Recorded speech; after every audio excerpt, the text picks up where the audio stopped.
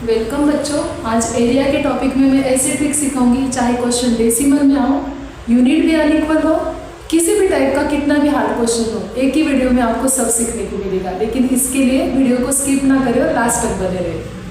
तो देखिए, पहले तो एक सिंपल टॉपिक है कि साइड दी है स्क्वायर की और एरिया पूछा है। तो एरिया ऑफ स्क्वायर का फॉर्मूला होता है साइड का स्क्वायर, यानी कि साइड इंटू साइड।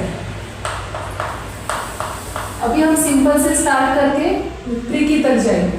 अब यहाँ पर स्क्वायर की साइड दी है 15 सेंटीमीटर, तो साइड इंटू साइड यानी कि 15 इंटू 15 हमने कर लिया। अब 15 का स्क्वायर, वैसे तो मुझे 15 का टेबल ना नहीं, पर आप लोगों के लिए सॉल्यूशन बता देती हूँ। 15 5 75, 7 कैरी, 15 1 15 प्लस 7 22।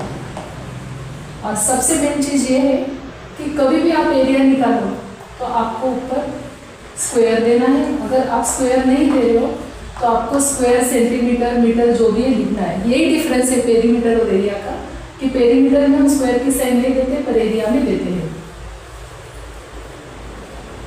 अब नेक्स्ट क्वेश्चन है रेक्टेंगल का। इसके बाद इन दोनों के ट्रिकेस्ट क्वेश्चन लेंगे।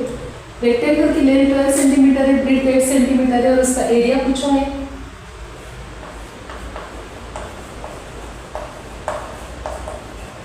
तो एरिया ऑफ रेक्टेंगल का फॉर्मूला है length into breadth, L into B. अब यहाँ पर हमें लेंथ दी है 12 सेंटीमीटर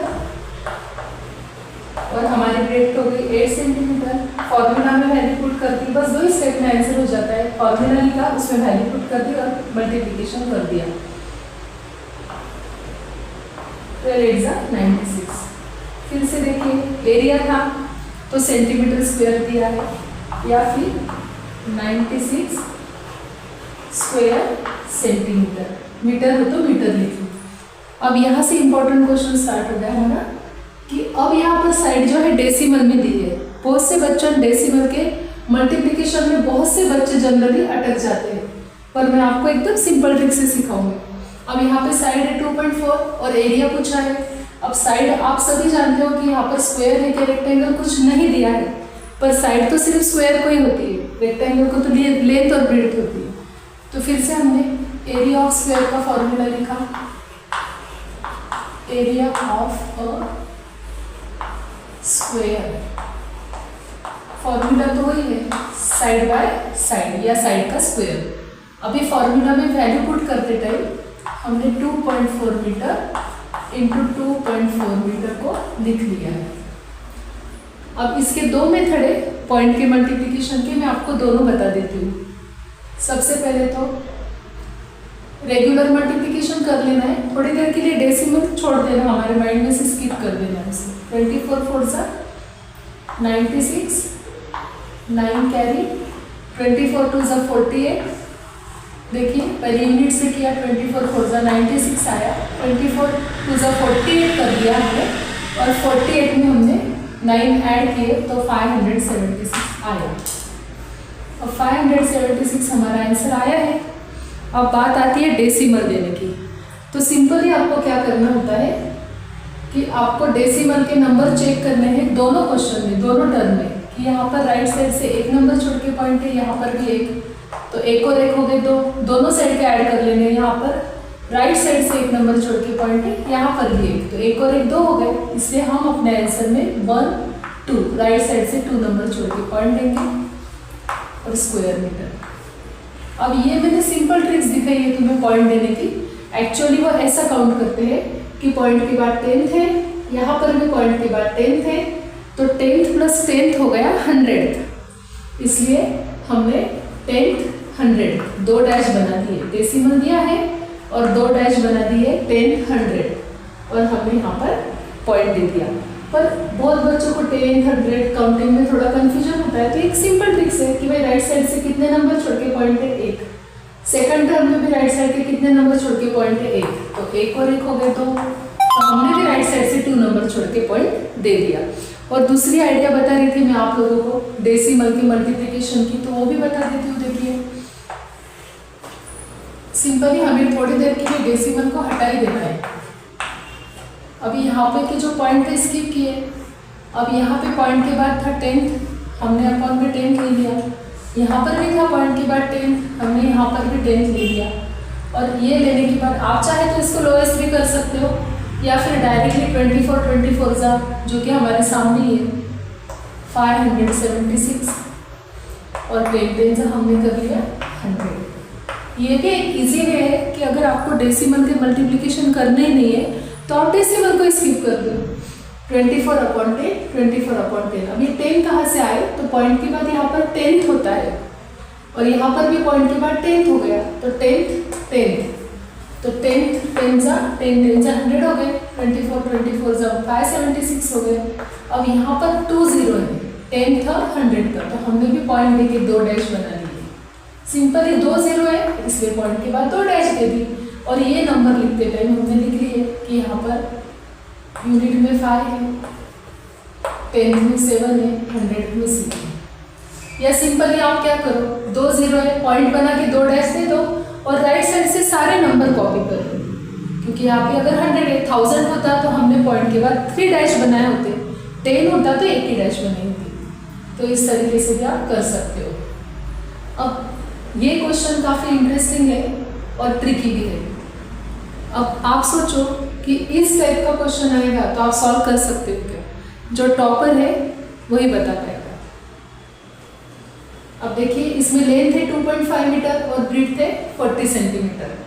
अभी कुछ बच्चे क्या करते हैं, लेंथ और ब्रीथ दी है, ज़्यादा क्वेश्चन को केयरफुली ऑब्जर्व नहीं करते और डायरेक्टली लेंथ इंटू ब्रीथ कर लेते हैं और हो जाता सॉल्यूशन। और कॉम्पिटिटिव एग्जाम में वो ऑप्शन में जानबूझ के सारे ऑप्शन देते हैं। मैं आपको एग्जाम्पल के साथ बताती हूँ। अभी देखो, कुछ बच्चों ने क्या कर लिया, 2.5 × 40 कर लिया, 0 को कॉपी, 4 5 20, और ये आ गया। यहाँ पर पॉइंट के बाद एक नंबर है दे दिया, उनका आंसर आ गया। मीटर है एक्चुअली 100 मीटर स्क्वायर। ये भी ऑप्शन में दिया है एग्जाम में। कुछ बच्चों ने क्या किया भाई, यहाँ पर उनका भी आंसर ऑप्शन में 100 भी दिया है और मीटर भी दिया है, ये भी ऑप्शन है। कुछ बच्चों ने कर लिया 25 40 जा 100.0 यानी कि 100। पर यहाँ पे ट्रिकी क्या है, ट्रिकी क्यों कहा है इस क्वेश्चन को मैंने ट्रिकीएस्ट, क्योंकि यहाँ पर एरिया में हम यूनिट में मीटर स्क्वायर लिखते हैं, जो कि पेरीमीटर में नहीं, तो ये तो ऑप्शन स्किप हो गया।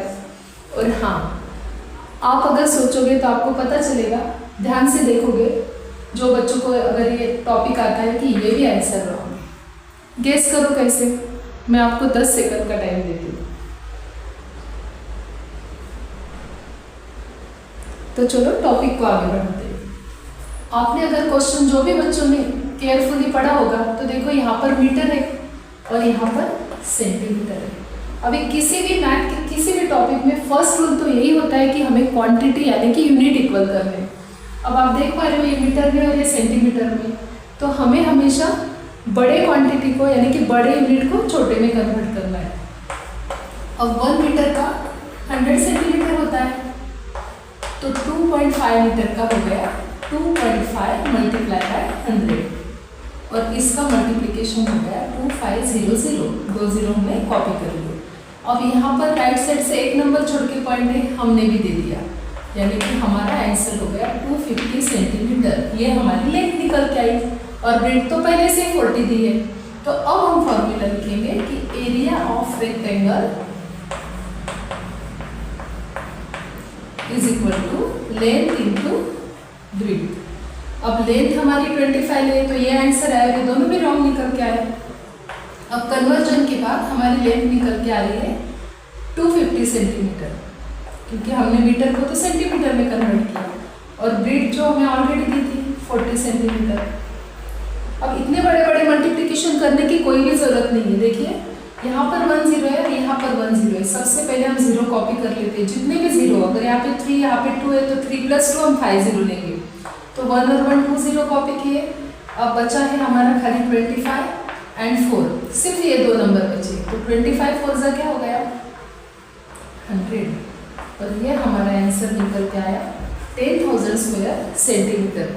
पर कभी कभी वो आंसर भी घुमा के पूछते हैं कि ऑप्शन अगर उन्होंने एग्जाम में मीटर में दिया है तो सिंपली हम क्या करेंगे, फिर से सेंटीमीटर को मीटर में कन्वर्ट कर लेंगे, यानी इसको 100 से डिवाइड कर देंगे, 2 0 कट हो गए और हमारा आंसर निकल के आया 100 मीटर स्क्वायर। दोनों भी आंसर राइट है। 10,000 स्क्वायर सेंटीमीटर भी करेक्ट है, 100 मीटर स्क्वायर, पर वो डिपेंड करता है ऑप्शन पे। और जनरली कॉम्पिटिटिव एग्जाम में चारों ऑप्शन ऐसे मिलते जुलते देते हैं कि बच्चे इसमें है ना कंफ्यूज होते हैं और उनको आते होके भी रॉन्ग होते हैं। तो अगर अभी तक आपने चैनल को सब्सक्राइब नहीं किया है तो कर लीजिए, क्योंकि इसके आगे इससे भी ज़्यादा ट्रिकीएस्ट वर्ड प्रॉब्लम के वीडियो आने वाले हैं। और नोटिफिकेशन का बटन ज़रूर ऑन कर दो ताकि आपको वीडियो आए तो आपको पहले ही नोटिफिकेशन मिल जाए। वीडियो पसंद आए तो लाइक ज़रूर करना।